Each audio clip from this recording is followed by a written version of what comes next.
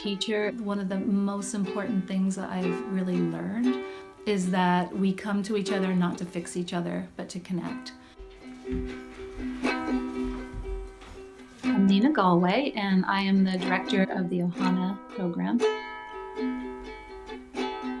My original background is in special ed. Good. When do we mostly use OY? At the end. Good. All right. I was very young when I was in my training, and what was hard for me was I couldn't really understand why the children seemed to have so many movement needs. Good. Nice caterpillars today, guys. If they weren't reading, we gave them more reading. If they weren't spelling, there was a lot of auditory processing work that went on, and I really found the need to develop a curriculum for them that taught them in the way that they need to learn. 4 or 5 years ago, we started the Ohana program. If you work with children with learning challenges, one thing you notice is usually there's a coordination issue or the muscles in the eyes aren't working. So we work with that. They come 4 days a week and they get sensory integration here. And it's a lot of fun. They actually really don't have any clue that we're trying to fix anything. It's just really a lot of play-based work. Something I didn't expect is how there's no stigma around this program. There's not a child in the school that goes, oh my gosh, they're going to Ohana because they're stupid, or they're dumb, or they're different.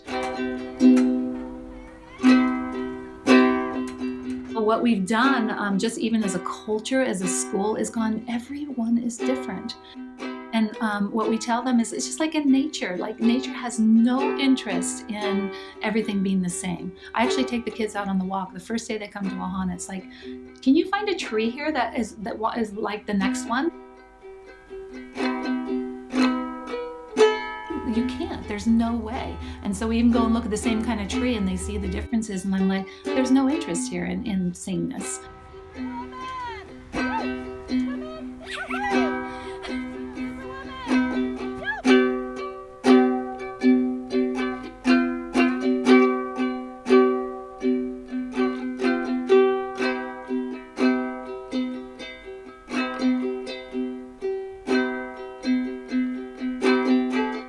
We screen our first grades. We're really looking at the foundational skills that are required just through like gross motor movements.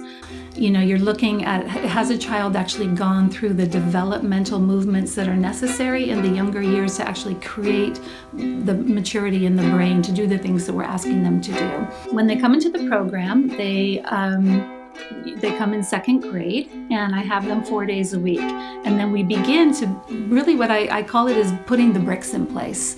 So we're looking at those foundational senses and getting them stronger.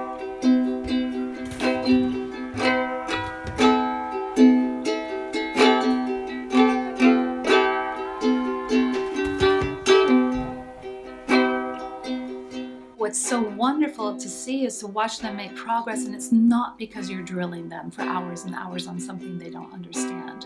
You're actually doing the other work, and then the academics come. So the class of 5th graders that I just graduated, they're all reading. Every single one of them is reading at a 6th grade level, but it's so much deeper than that. We're also talking about behaviors that have changed, about self-esteem, about knowing who they are, about knowing how to take care of themselves when their eyes are tired.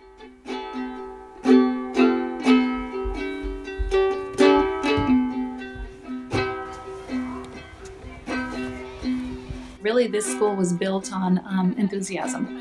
And how are we going to do what works and let go of the rest?